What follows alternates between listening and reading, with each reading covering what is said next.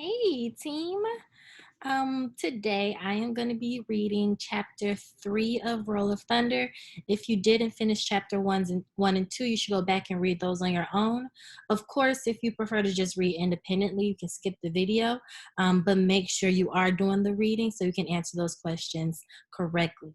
I will say that this chapter is more what I would say dense, meaning there's not much action going on, but the author includes a lot of details. All details still important to read, but just know it might be a little bit more challenging because not a lot of action is happening. Okay, so I'm gonna go ahead and get started. There we go. By the end of October, the rain had come, falling heavily upon the 6-inch layer of dust, which had had its own way for more than 2 months. At first, the rain had merely splotched the dust, which seemed to be rejoicing in its own resiliency and laughing at the heavy drops thudding against it. But eventually, the dust was forced to surrender to the mastery of the rain, and it churned into a fine red mud that oozed between our toes and slopped against our ankles as we marched miserably to and from school. To shield us from the rain, Mom issued us dried calf skins, which we flung over our heads and shoulders like stiff cloaks. We were not very fond of the skins, for once they were wet, they emitted a musty odor, which seeped into our clothing and clung to our skins. We preferred to do without them, unfortunately. Mama cared very little about what we preferred. Since we usually left for school after Mama, we solved this problem by dutifully cloaking ourselves with the skins before leaving home. As soon as we were beyond Big Ma's eagle eyes, we threw off the cloaks and depended upon the overhanging limbs of the forest trees to keep us dry. Once at school, we donned the cloaks again and marched into our respective classrooms properly attired. If we had been faced only with the prospect of the rain soaking through our clothing with each morning and evening, we could have more easily endured the journey between home and school. But as it was, we also had to worry about the Jefferson Davis bus zooming frolic behind and splashing us with the murky waters of the road. Knowing that the bus driver liked to entertain his passengers by sending us slipping along the road to the almost inaccessible forest banks, washed to a smooth baldness by the constant rains, we continuously looked over our shoulders when we were between the two crossroads so that we could reach the bank before the bus was upon us. But sometimes the bus pounded so heavily that it was all we could do to stay upright. And we did not look back as often nor listen as carefully as we should. We consequently found ourselves comical objects to cruel eyes and that gave no thought to our misery. No one was more angered by this humiliation than Little Man. Although he had asked Mama after the first day of school why Jefferson Davis had two buses and Great Faith had none, he had been totally satisfied. He had never been totally satisfied by her answer. She had explained to him, as she had explained to Christopher John the year before and to me 2 years before that the county did not provide buses for its Black students. In fact, she said, the county provided very little and much of the money which supported the Black schools came from Black churches. Great Faith Church just could not afford a bus, so therefore we had to walk. This information cut deeply into Little Man's brain, and each day when he found his clean clothes splashed red by the school bus, he became more and more embittered until finally one day he stomped angrily into the kitchen and exploded. "They done it again, Big Ma. Just look at my clothes." Big Ma clucked her tongue as she surveyed us. "Well, go on and get out of them, honey, and wash them out. All of y'all get out of them clothes and dry yourselves," she said, turning back to the huge iron-bellied stove to stir her stew. "But Big Ma, it ain't fair." "Well, Little Man, it just ain't fair." Stacy and Christopher John left to change into their work clothes, but Little Man sat on the side bench, looking totally dejected as he gazed at his pale blue pants crusted with mud from the knees down. Although each night Big Ma prepared a pot of hot soapy water for him to wash out his clothing, each day he arrived home looking as if his pants had not been washed in more than a month. Big Ma was not one for coddling any of us, but now she turned from the stove and, wiping her hands from her long white apron, sat down on the bench and put her arm around Little Man. Now look here, baby. It ain't the end of the world, Lord, child. I don't know. I'm sorry, let me start over. Lord, child, don't you know one day the sun will shine again and you won't get muddy no more? But Big Ma, Little Man protested, if that old bus driver would slow down, I wouldn't get muddy. Then he frowned deeply and added, or if we had a bus like theirs. Well, he don't and you don't, Big Ma said, getting up. So ain't no use fretting about it.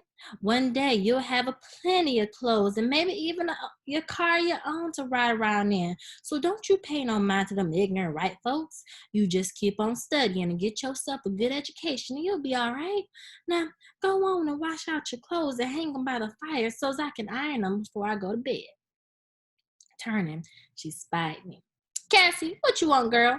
Go change into your pants and hurry on back so you can help me get this supper on the table time your mama get home. That night, when I was snug in the deep feathery bed beside Big Ma, the tat-tat of the rain against the tin roof changed to a deafening roar that sounded as if thousands of giant rocks were being hurled against the earth. By morning, the heavy rain had become a drizzle, but the earth was badly sodden from the night's downpour. High rivers of muddy water flowed in the deep gullies, and wide lakes shimmered on the roads. As we set out for school, the whiteness of the sun attempted to penetrate the storm clouds, but by the time we had turned north toward the second crossing, it had given up, sleeking meekly behind the blackening clouds. Soon the thunder rolled across the sky, and the rain fell like hail upon our bent heads. Now, usually right here, I'll probably pause in class and ask someone to give a gist statement, so I'll just give it for you. I'm thinking of what I've read so far, and it is yucky outside. It's raining like nonstop. It's muddy. They have to walk to school in the mud and the rain because they ain't got no shoes. So it just sounds very miserable. And on top of that, they get splashed by the Jefferson Davis bus that only takes the white kids to school. Little Man is frustrated because he thinks this is unfair. He shouldn't have to go through this. But he knows that this is something that we have to do. Continuing on. Shoot. I sure am getting tired of this mess, complained TJ. But no one else said a word. We were listening for the bus. Although we had left home earlier than usual to cover the northern road before the bus came, we were not overly confident that we would miss it, for we had tried this strategy before. Sometimes it worked, most times it didn't. It was as if the bus were a living thing plaguing and deafening us at every turn. We could not outwit it. We plodded along, feeling the cold mud against our feet, walking faster and faster to reach the crossroads. Then Christopher John stopped. Hey, y'all, I think I heard it, he warned. We looked around but saw nothing. Ain't nothing yet, I said. We walked on. Wait a minute, said Christopher John, stopping the second time. There it is again. We turned, but still there was nothing. Why don't you clean out your ears, TJ exclaimed. Wait, said Stacy. I think I hear it too. We hastened up the road to where the gully was narrower and we could easily swing up to the bank into the forest. Soon the purr of a motor came closer and Mr. Granger's sleek silver Packard eased into view. It was a grand car with chrome shining even in the rain and the only one like it in the county, so it was said. We groaned. Just old Harlan, said TJ flippantly, as the expensive car rounded a curve and disappeared. Then he and Claude started down the bank. Stacy stopped them. Long as we're already up here, why don't we wait a while, he suggested. The bus ought to be here soon, and it'll be harder to get up on the bank further down the road. Aw, man, that bus ain't coming for a while yet, said TJ. We left early this morning, remember? Stacy looked to the south, thinking, little man Christopher John, and I waited for his decision. Come on, man, TJ persuaded. Why stay up here waiting for that devilish bus when we could be at school out of this mess? TJ and Claude jumped from the bank. Then Stacy, frowning as if he were doing this against his better judgment, jumped down too. Little man, Christopher John, and I followed. 5 minutes later, we were skidding like frightened puppies toward the bank again as the bus accelerated and barreled down the narrow rain-soaked road. But there was no place to which we could run, for Stacy had been right. Here, the gullies were too wide, filled, almost too overflowing, and there were no briars or bushes by which we could swing up onto the bank. Finally, when the bus was less than 50 feet behind us, it veered dangerously close to the right edge of the road where we were running, forcing us to attempt the jump to the bank. But all of us fell short and landed in the slime of the gully. Little man, chest deep in water, scooped up a handful of mud and in an uncontrollable rage, scrambled up the road and ran after the retreating bus.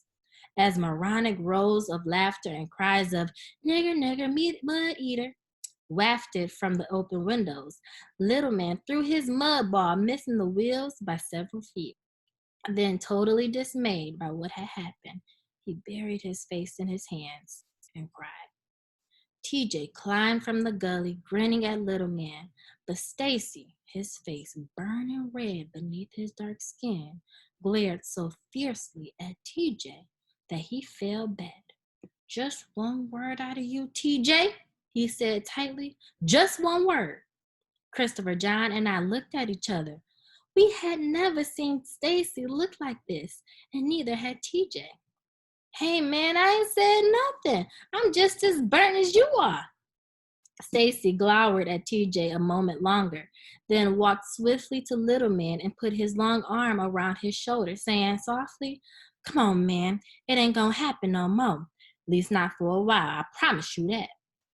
Again, little Christopher John and I looked questioningly at each other, wondering how Stacy could make such a rash promise. Then shrugging, we hurried after him.